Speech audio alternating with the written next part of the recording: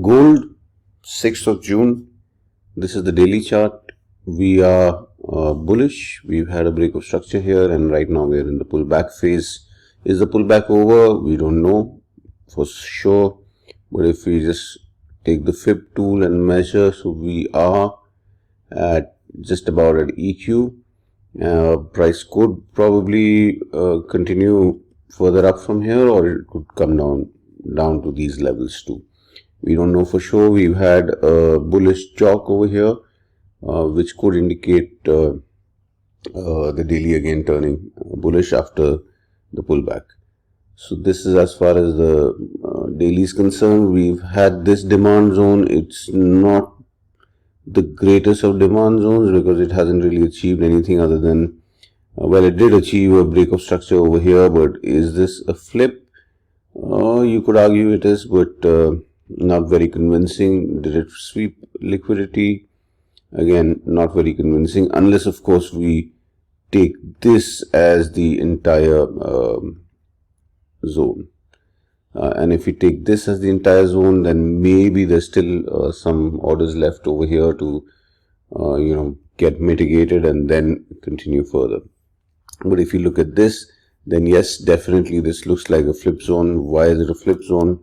Well, because when price came here,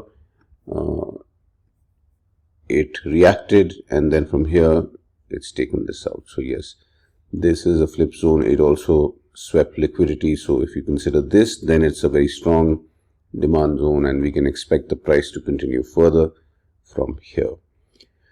So this is the daily. Coming to the 4-hour chart. This is what it looks like for me. This is the 4-hour is bullish. We've had a break of structure here, and then price has come down to this level, mitigated this, and we can now say that this is a fresh demand over here, and which is kind of we've seen a very bullish reaction from here, and this could indicate the continuation of the H4 bullish leg.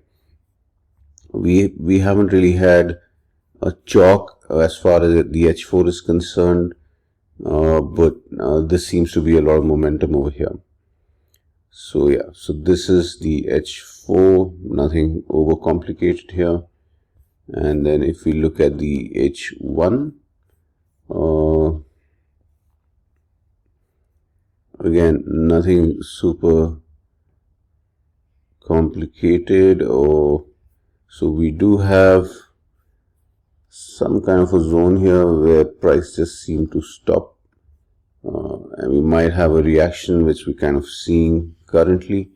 This led to a break of this and this, so but we can expect some kind of a reaction probably down to this demand, and then we further go up. But that's as far as the H1 is concerned. This is already mitigated, so I'm getting rid of it. Coming down to the M15.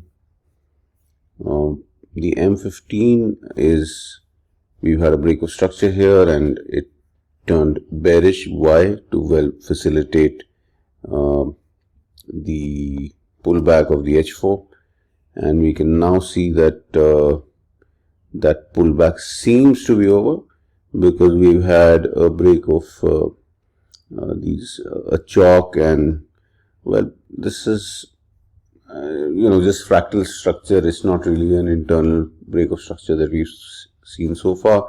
We are currently in this slight area of supply, and we can expect a reaction. Whether this goes down all the way to this or not remains to be seen. But over here we can say that okay, there is a bit of a zone here. Then we can maybe draw here. This is an M15 zone that I would be interested in. Did it achieve anything? Did it flip something? Not really the best of zones, but but okay, we'll probably, you know, if we get a reaction from here, then we can expect that price might, you know, come down to this demand and then continue further. So what is going to be my bias right now once London opens? Well, we can look at, maybe there's tons of liquidity over here, so we can possibly look at this liquidity getting swept. There is nothing here, you know, to for price to kind of hold on to some kind of a demand. This is the earliest demand that I'm seeing, so maybe we'll look at shorting very cautiously to this demand zone and then wait for price to go up again. That's it.